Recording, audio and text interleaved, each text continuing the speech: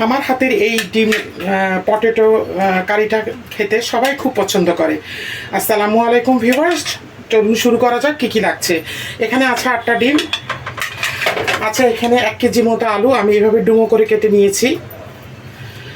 আচ্ছা লাগবে গরম মশলার গুঁড়ো, কাঁচামরিচ, পেঁয়াজ কুচি 1 কাপ, আদা রসুন বাটা 3 টেবিল চামচ, টমেটো পিউরি 1/4 কাপ, লাগবে আপনার লবণ, সয়াবিনের তেল, চিনি, হলুদের গুঁড়ো 1 চা চামচ, ধনিয়ার গুঁড়ি 1 চা চামচ, জিরার গুঁড়ি 1 চা চামচ, মরিচের গুঁড়ো 1 চা চামচ। প্রথমে আমরা ডিমটাকে ভেজে নিচ্ছি।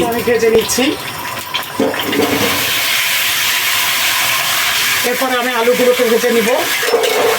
ডিম বেশি ভাজবেন না, ভাজলে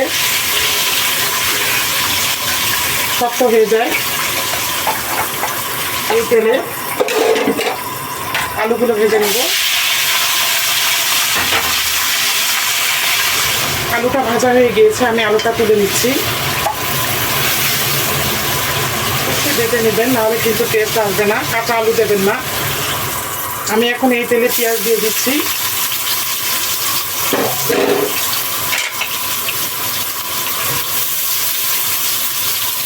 দিলাম আরও 2 টেবিল চামচ তেল।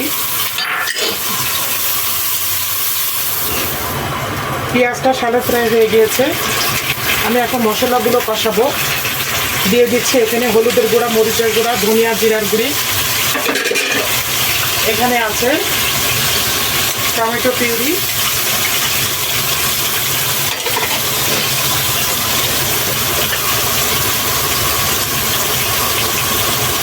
চিনি দিয়ে দিলাম 1 চা চামচ, লবণ দিচ্ছি।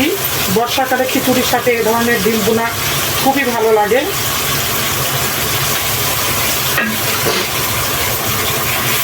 এখন আমি এই মশলাটা খুব সুন্দর করে কষাবো।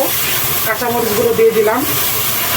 এগুলো আপনারা, আমি দিলাম এই জন্যে এইভাবে যে যাতে ঝাল বেশি না হয়। আমি এখন ঢাকা দিয়ে দিব। দিয়ে আমি এখানে দিচ্ছি 2টো ছোটো এলাচ, দিচ্ছি সামান্য জিরা। এটা আপনারা পেঁয়াজ লাল করার সময় দিতে পারেন।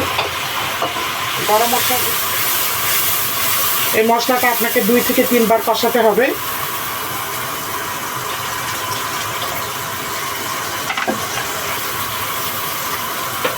তারপরে আমি ডিমগুলো দিয়ে দেব। আমি এখন ডিমটা দিয়ে দিচ্ছি। আলুটা দিলাম প্রথমে।